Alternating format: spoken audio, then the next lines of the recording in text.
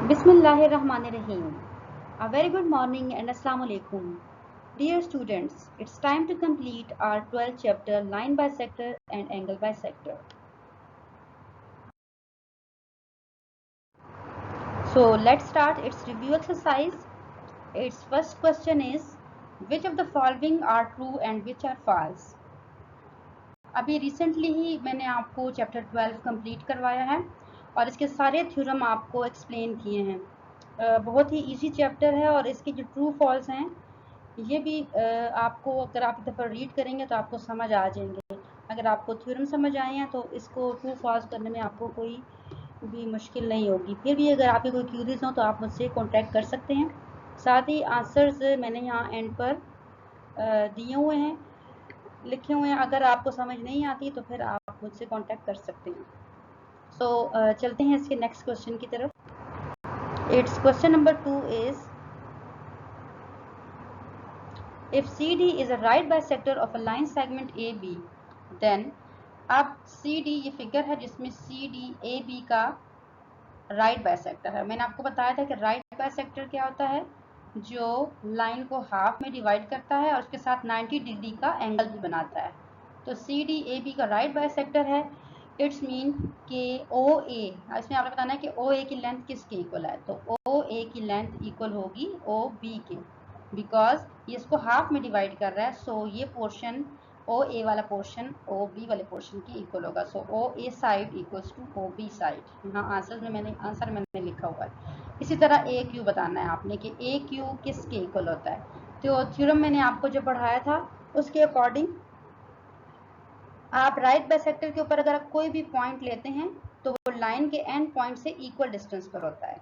तो जितना AQ का डिस्टेंस होगा उतना ही BQ का डिस्टेंस भी होगा। So AQ equals to BQ।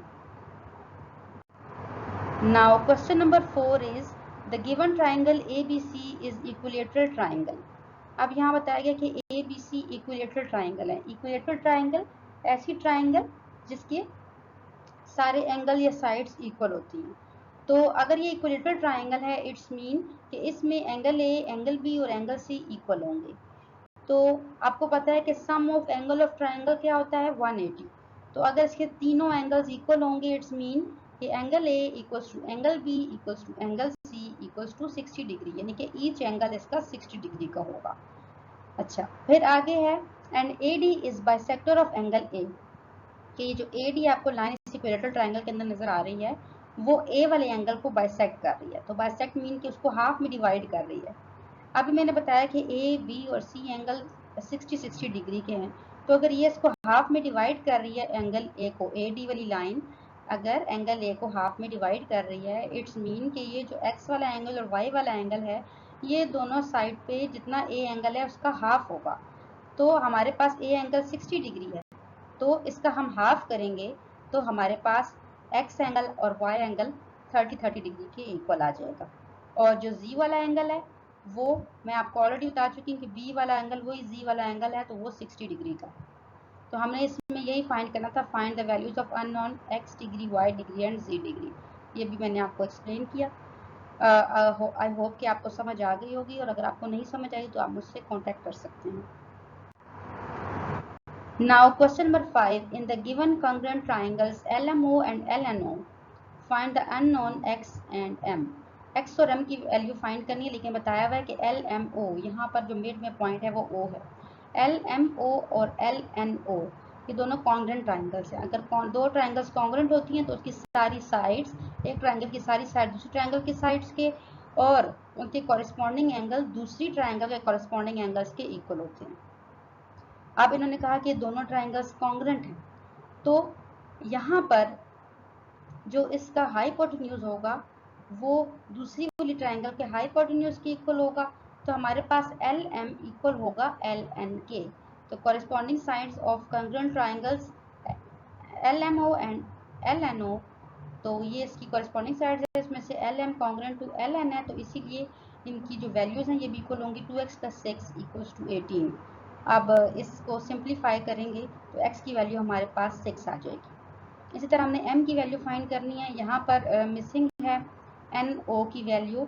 NO की वैल्यू हमारे पास फिगर में 12 दी हुई है। तो अगर ओ एन की वैल्यू 12 है तो क्योंकि ये दोनों ट्राइंगल्स कॉन्ग्रुएंट है तो इसकी बेस के इक्वल होगी। इट्स मीन कि ओ एम और ओ एन इक्वल होंगे। तो ओ एन हमारे पास 12 है तो ओ एम भी हमारे पास 12 ही होगा और ओ एम हमारे पास स्मॉल एम के इक्वल है तो एम की वैल्यू 12 है। तो हमने यही अननोन फाइंड करने थे। अब चलते हैं नेक्स्ट क्वेश्चन की तरफ। Question number 6 is CD is right bisector of the line segment AB।